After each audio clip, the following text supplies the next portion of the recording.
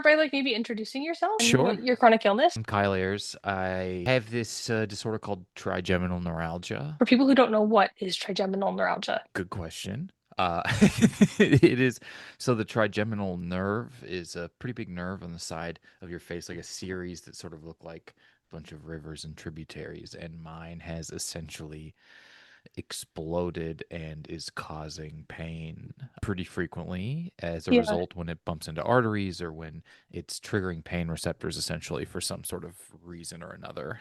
yeah, The easiest way I sort of think of it is I have like a flailing uh, nerve in my head that sort of stems from, the base of your brain stemming in through the side of your face. yeah. So is most of your pain in your head then, or does it spread through your body? It's mostly the right side of my face and my head. Yeah. That sounds awful. I'm very Yeah, sorry. it's pretty severe. Yeah, I don't really know how to gauge levels of rareness versus other things, but yeah, it's pretty rare and yeah. it is pretty excruciating, overwhelming. It can trigger from anything from touch or chewing or wind or putting on clothes or Yeah. laying wrong to just like your heart beating or something like that. Yeah. And I totally get when you said the wind. I used to put my feet in bags when I went to the beach I because had I to do that just once. It was couldn't. because I got stung by a stingray. Ouch. uh, and they make you bag your foot up at the beach. Huh. But yeah, the wind is kind of sometimes crazy when it's at its worst. You kind of want to walk backwards into it because you start to Yeah. lose your vision a little bit. And have you had this your whole life or did something trigger it? I don't know what triggered it, but it was around 2017 or so. Okay. Since I didn't know what it was for so long, it was, I have a hard time sort of like placing when it started exactly because I Yeah. assumed it was just like a severe dental mishap of some Yeah. sort and got treated for that. And I mean, I actually went to the dentist and they told me they didn't see anything wrong, but the pain was so bad. I asked if there's anything they could do, and they pulled two teeth out, Oh my gosh. and that didn't fix anything. So now I also Yeah. have that sort of situation I never really got Yeah. resolved. That sort of led to other issues in the head with teeth. If you don't have all your teeth, they're Absolutely. moving around in weird way. Yeah. It's really difficult for me to get work in there now because I essentially have to be knocked out anytime they're Yeah. going to do something, or just I can't get the needle. So sometimes I get dental treatment with no Novocaine or anything. Oh my gosh. That's insane. Neuralgia has to where, like, I got a tattoo, and the tattoo artist was asking me about pain and things like that, and I was like, I can't even feel the needle. Like, Yeah. it doesn't even register anymore. That sort Yeah. of low level. And were you doing comedy before this happened, or did you I start after? was. I've been doing comedy since the late zeros, I suppose, when I was in college, Okay. and yeah, I was doing it at the time, and I just sort of kind of ignored this, and then it got so bad, I essentially stopped for a while, and Yeah. um, was finally diagnosed in like late 2020, Yeah. and it was just getting so severe. I'd like given up on really doing anything, and it was pretty in like a pathetic, not in like the insulting way of pathetic, but in like the literal way of like Yeah. giving up type of thing. Yeah. Um, Absolutely. I know. I totally get that. I feel like with chronic illness, there's like once it hits, it's like there's your life before and your life after. yeah, And that going through that is like such a hard process to yeah, work through. yeah. I have a Yeah. difficult time remembering the linear timeline beforehand and will sort of during. It's really, really affected my memory in that way. It does sort of seem like it's sort of, yeah, a lot like how like school is like a before and after point in your life when you're a young adult. This is like Yeah. a before and after, and everything sort of kind of changed in my life. It just becomes about maintaining this and this weird new full-time job of taking care of yourself to even be Yeah. able to have like normalcy and functioning and things like that, let Yeah. alone trying to pursue something or do something or live above minimal threshold of being alive. Yeah. Yeah. I think that was something I did not realize before I got sick that it is a full-time job just literally taking care of yourself. Like just to be what other people would consider like okay every Yeah. day. And then to try It's to have the yeah. energy to do more. Right. You kind of are. I've sometimes like equated it to just a like a really, really heavy backpack that you're trying to Hmm. do other things while you have to carry around various amounts of weights in this backpack all of the time. And Yeah. it's worse than a backpack, but it is sort of like people can't really tell. You're like, hey, I'm lugging around 6,000 pounds while I'm also still trying to function at a social event or something like that. And Yeah.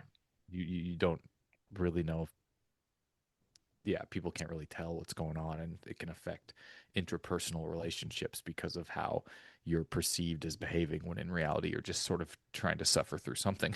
I assume it's pretty much like an invisible Yeah. illness. You can't, it's hard when you can't see anything. Yeah, people do have a difficult time grasping that. I mean, it manifests sometimes in twitching or tinges or things like that, Yeah. or you can tell if someone is in excruciating pain, but it's not a missing limb or a gash or a Yeah. wound or something um, that people can sort of wrap their heads around a disability that's more easily visible. Yeah, it is Yeah. sort of, and then if you do, it's I've found if you're good at normal functioning, then everyone, and this is the goal, kind of forgets, but then something Hmm. happens and it's sort of like, oh yeah, I forgot Kyle has like this. You know what I mean? You're sort of like Yeah. able to exist normally, which then might make people sort of forget that this is going on. So then when it starts going on again, it's sort of like it unearths all of this stuff again. And I don't know. Yeah. No, I get that for sure. I feel like I feel like my family has gotten so used to it that when it happens, they're like, okay, just she's in the corner, like she's Yeah. fine. Yeah. Just she'll stop shaking any minute. Um, Yeah. but yeah, it Yeah. is hard. Different people will be different about it as well. And you try not to, I've tried to like let go of expectations for how people will be around it.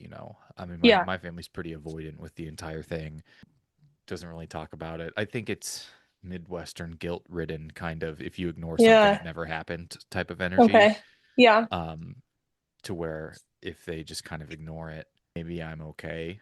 Versus like Yeah. an openness about type. This is like I have had an aunt die, and my family didn't tell me. With that's the Oh my level of gosh. avoidance. And I have a lot of aunts and Okay. uncles, but and they're just like, oh Yeah. yeah, yeah, that your aunt did die. Oh my And you're gosh. like, that's your sister. Yeah. Like this Like is like the that's the probably something I obscene should have level. known. What's up? I said that's something you probably should have known. Yeah, yeah. Like I been figured it would come told. up since it's someone I know. Yeah. And it's that's sort of their level of like what's it called when you push something down? That's like, but that's their like avoidance level. So it's not a surprising Okay. thing, but it is sort of it's a tough thing as being the person with the pain to sort of have to realize you can't really project people into acting and reacting in a way that you want. Yeah. Totally. And where are you from originally? Missouri. Okay. Nice. But you're in LA now. Yeah, yeah. I'm from Utah, so That's where you I live would say. still. Well, yeah, I spent 5 years in LA and then um COVID hit Yeah, and I got COVID triggered like a bunch of stuff in my like it just went my basically my body sure. like attacks itself. I don't it's the best way to explain it. Yeah. Um and for like 4 or 5 years I could barely take care of myself, so I had to move home and I work in LA still, so I go back and forth now. I think that there's something to that like allocation of resources that your body has where you're like, well, COVID isn't what is hurting you, but because your body is exerting its limited Hmm. capacity fighting something else all of the time, Yeah. you're even whether you're especially vulnerable or whether just getting something else means, well, now your body's going to use some of its resources towards this thing. Like if you're and this is just me speaking on how if my body has like 100 things, it has 100% it can expunge to try and make trigeminal neuralgia not ruin my day. If something Yeah. else happens and takes some away from that, it needs 110 to fight it. So already I'm Yeah. like at a disability, but and then yeah, other illnesses and stuff can just like your body's just like, no, I'm good. Like I can't. Yeah, I I can't can't. today. Yeah, I'm holding all of these dishes and you just sort of like set a whole other meal on my lap. yeah, yeah. That is such a good way to put it. For me, like my body, COVID triggered what they call dysautonomia. So, like everything you don't think about doing with your nervous system, mine doesn't function quite right in that area. Okay. All the So, stuff that just sort of is like the breathing of the nervous yeah. system, stuff you So don't like have to think breathing, about to have heart, done. digestion, eyes, that whole Jeez. thing. Yeah. Um, But yeah, so I go back and forth now and it's fine. I'll all my doctors are in Utah and I feel like once you find doctors who actually listen and know what you're talking about or like what they're talking about, I'm not Yeah. willing to give them up. Or believe that you have the thing you have instead of just sort of Yes. like the baselinest, easiest, are you sure it's not a cold type of I situation love that that. you could Yep. possibly have. Yeah. I What's the most outrageous thing a doctor has said to you Well, about it? oh my gosh. I've had these were nurses say that they're actually not sure if it is a thing. Where they're Oh, like, well, science is kind of back and forth on whether or not that actually is what it is. I'm like, I don't think that's actually true. yeah. It's like if you broke your arm and they're like, the jury's still out on whether or not bones can break. And Break. you'd be like, Yeah.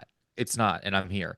I couldn't get diagnosed for three and a Jeez. half years or so, Yeah. but I didn't know what it was, and eventually just Yeah. found it, Googling around, and had to I would go to urgent care all the time for different stuff, and they give you pain medic because I had no idea what was going on, Yeah. and eventually I just went and said that I had it, and that was how I got diagnosed was by me going in and pretending I had already been diagnosed, Yeah. That's and crazy. they gave me medication and then it didn't really help. But then I got the scans. They were like, okay, well, let's confirm Yeah. exactly where the compression is, which is what it could be causing the pain. So then I got it, and they're like, Yeah. oh yeah, you have trigeminal neuralgia. I'm like, You're I'd like, never heard of this thing. I just found, yeah. online Googling like what's the worst thing that can ever happen. Yeah. And Isn't it like top of the pain scale? it is top of the pain scale. It is call often referred to as suicide disease, just for the high rate Okay. of obviously Yeah. it don't have to explain why it's called that. Yeah. It is the 9 or 10 example, usually on the in between towards the 10 of these various pain scales, and I get them all Yeah. sent to me, and they're all over the place. And I've Yeah. I've have had most of the stuff on them, and not like illnesses, but Yeah. whether it's breaking a bone or getting a tattoo in a or like various things like that, and it all seems pretty accurate, but Yeah. I don't think because one thing's worse, another thing is fine. No, yeah, for sure. Um, but it is sometimes nice, like I have CRPS. It's like a rare nerve Oh, know all damage. about it. Yeah. Yeah. I had a botched surgery and like my people would be like, well, it's just like you're just in like a little bit of pain. And I'd be like, no, I want my foot cut off. But it Right. was good to have the pain scale to show them like this is the level I'm at and other Yeah. people get it. It's really tough. It is because I don't think people could fathom that this could happen to someone. It is you just couldn't believe that someone if you haven't had something that is causing this significant pain, it's really hard to honestly believe someone has it Yeah. without dying. No, It's really, really absolutely. hard. I probably before any of this happened to me, I probably would have been like, it's not that bad, you're fine. But Yeah. now having it, I'm like, oh, I've kind of been, oh, I feel terrible for thinking that. Yeah, I try to I mean I'm the same way. You try to it does make you a little more patient and understandable with what people might be going through rather than writing off what it might be. And I try with all of my might to not frequently be like, well, you don't have this, or like I wish I had, like sort of like Yeah. guilt and jealousy and weird feelings. I don't know. But it is Yeah. it is difficult to comprehend if it's not something that you have all the time. And it's also almost frustrating to me a little bit sometimes to sort of callous my way into functioning normally. Totally. Yeah. You feel like you're doing a disservice to the amount of pain it's causing by being okay, which I think is Hmm. the opposite of what I actually want. I want to be able to Yeah. function normally and have a regular life and be like Yeah. behaving how I'd like to behave and existing how I'd like to exist despite it. But sometimes you're just like, but is this harmful for the perception of it Yeah. to like exist? Yeah. I feel like a lot of times I gaslight myself where I'm thinking, is it as bad as I think it is? Like, are you being a little bit dramatic? Right. And and then every time I have to talk myself back through, like, Does it ever it does feel completely this go bad. away and then you're like, oh yeah, I forgot about this? Not like you Um, forget, but once yeah, if it recesses all of the way and then comes back, you're like, oh yeah, yeah, oh no, I'm not being too nice to it. yeah, totally. I have a spinal cord stimulator and it helps to the CRPS. And when it dies and it comes back, I'm like, oh, yeah, it's there. That hurts. Yeah. It's still there. It's like you're trying to But drive your car without gas for a little yeah, bit. And like, well, I guess it works going down a hill, but the gas, yeah, I could see the gas really does help. yeah. Absolutely. And do you feel like with your chronic illness, did your comedy change or like, because I imagine maybe the lights and stuff would be You know, they do, difficult. it does, and they do, and you got so used to it. And Yeah. but I just stopped performing with any regularity for a while, and then it gently coincided with when we all stopped performing with any regularity for Mm, a while, so that wasn't the most difficult time yeah. to take all that time off. It was odd. I never really talked about it for a long time on stage. It Yeah. just like seems so unrelatable. Hmm.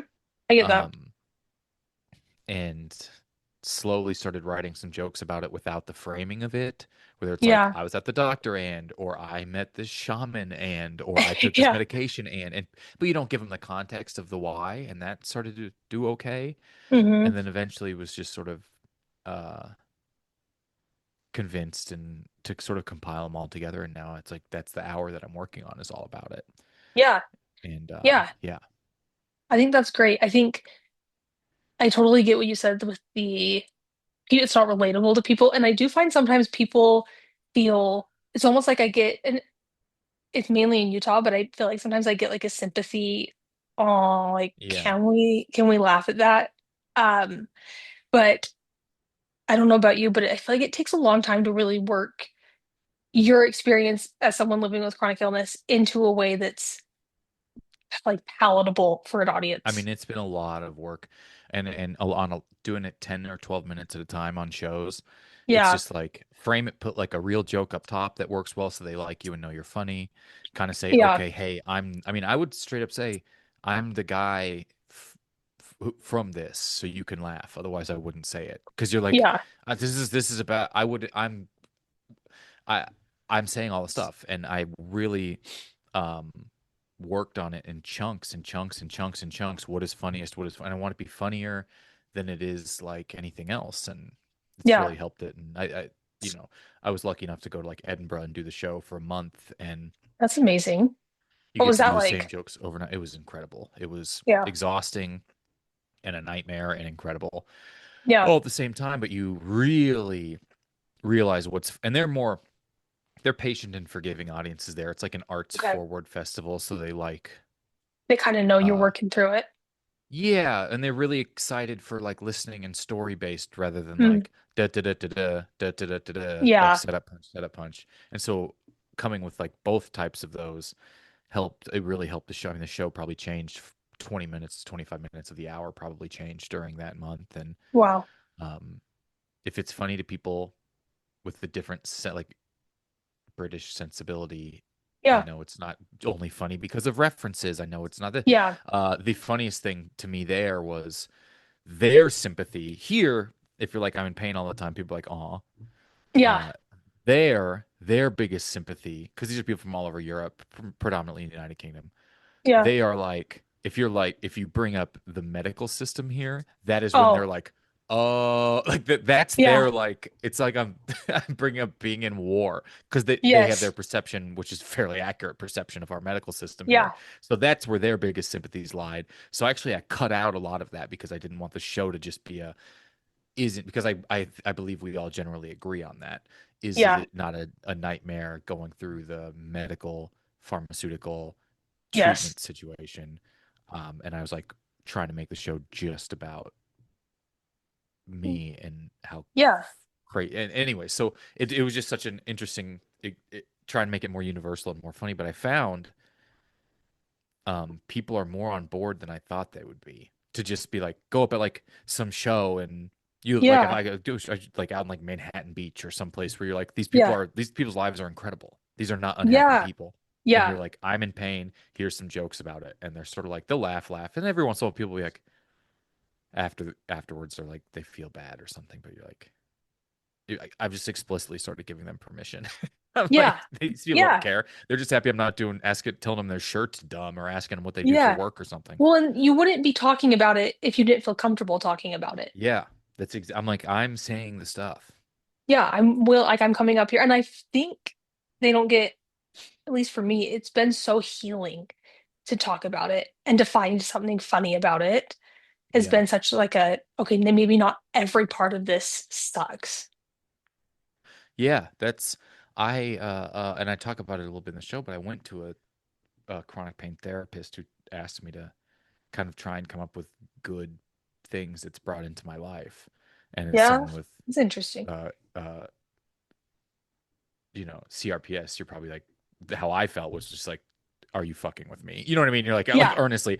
But then I really was like, okay, well, I guess community, I guess it's I have this perspective I didn't have. I like took like time and really tried to like write out what has changed about me in a positive way because of the worst thing. And it was yeah, such an interesting tactic that I mean I in and I hate just talking about what's in the show. In the show, I was like I tell them like try this if you're going through something. It doesn't have to be what the level of what yeah, I'm going through, but like potentially try it and it might at least help you a little bit. yeah, yeah. That's a good exercise, I think. Have you read someone come up to you after a show and ask, "Do you really have that?" A million times. A It's million a very times. weird question to be A million times. asked. I don't know what happened where people just like believe comedians are making everything up now, Yeah, but all the time. yeah. Is it like I that? Do you have that? Are you sure? But a lot uh-huh. like multiple times, like yeah, almost like in essence, they're trying to get to the bottom of if you actually do. Yeah, I find it the weirdest question. Like the fact that they think I would take the time to research this just to make a joke about it. I'd just say cancer if I wanted to make something up. Come Yeah, on, that one gets the same amount of sympathy. right? I just say that, and I know more about that than even what I have probably. Yeah, yeah. I It's I do. I think people. This was probably the oddest feeling that I've ever had from it. I'll just bump my whole desk. Was in Edinburgh. A lot of shows are like, here's my hour of stand up about ADHD, or here's my hour mhm, of stand up about my life after my parents got divorced, or mhm. here's my and I'm not minimizing anything by saying No, this, but no, yeah, and then I had this hour of this that I find to be very funny, at least hope to be very funny, and I had yeah. multiple people say things to me along the lines of, "Oh, it's so good. You're so lucky that you can like Oh yeah, it's like such a have something good to talk about. it's such a good I think that people are not just in stand up but kind of maybe because of the internet and we're also communicative and everyone's circles are so huge geographically. I think people are kind of desperate for what they would deem uniqueness, Yes. and so they found weird twinges of jealousy. And I would just be like, I would love to trade you. Yeah, I would love to trade you. I would give yeah, up being here if it meant I didn't have this. yeah. I would love to not like have this hour to talk about Yeah, and in I a will, way. I respect their honesty and, and being like, oh man, I wish I had something like that bad. Yeah, But it was a jarring sort of like thing to yeah. hear, and I think you see a lot of stuff online, and I'm kind of morbidly fascinated by the world of self-diagnosing yourself with something to then make it your Yes. entire sort of like personality, and I wonder if it's just like this yearning for Yeah. singleness and uniqueness that it seems like because you seem like you're just a pool of everything online. I don't know. Yeah. The amount of people I see now who like I diagnosed myself, I have POTS, and I was like, and they're like, I diagnosed it, and then you're like, but that's not even what it is. And Yeah, now other people think that's what it is. But it's like for me, it was like a fine line of I don't want to like you can't diagnose yourself, but also if my doctors aren't listening and I take it in you kind do of need like to you did, advocate for yourself. yeah, yeah, It is crazy. It is a tough thing, but it is I mean, I've had people send me. Someone sent me. There's like a famous streamer or Twitch person or something, not a world I know anything about, who at yeah. some point someone put a compilation together of all of the lies they had told about themselves throughout Oh however my long. gosh. And one of them, they were just like, "Oh yeah, I just got diagnosed with this thing called trigeminal neuralgia, so donate below." And then they never ever brought it up ever. They just talked about how much painful it was and how it's this 10 on the scale and all this stuff, and Yeah, then they never ever brought it up ever again. And they just that's like one off crazy. like very clearly you can see them just reading the Wikipedia for it when you hear their little diatribe. And I'm Yeah, just like, it's just such an interesting thing to kind of want to like vacation in pain for sympathy. yeah, I would I would uh, gladly trade the sympathy for no pain. absolutely. Yeah. I don't always want to be known as like the chronically ill comedian, but it's also such a part of my life that I kind of don't know how to leave it out anymore. Yeah, Do you find that kind of difficult balance? I do. You kind of don't want. Yeah, you want to be a comedian, and then if people keep talking, you have something going on maybe. Yeah. I would hope to. I mean, my goal with it is to like turn the page and shoot this as a special, and then sort of Yes. see where it goes from there. And then I wouldn't hate a world where my life is divided into comedy, and then maybe times I'm talking to people about this. Yeah. But it is a tough thing. Oh, it's also a tough thing because it's an industry where everyone wants to be able to describe you in 3 words, and they want those three Yes. words to not be 3 words they use to describe other people. So you Yep. sort of balance like wanting to be unique and be a comedian and be goofy and silly, but also like, hey, it's kind of it's kind of at least people be like, oh, like it's like you can garner a little bit of Yeah. interest when you have something else that you're talking about. And I found I don't mind it as much because I find like there's still kind of a universality to baggage, Yes. even if it's and especially like stuff we didn't choose to have wrong with us.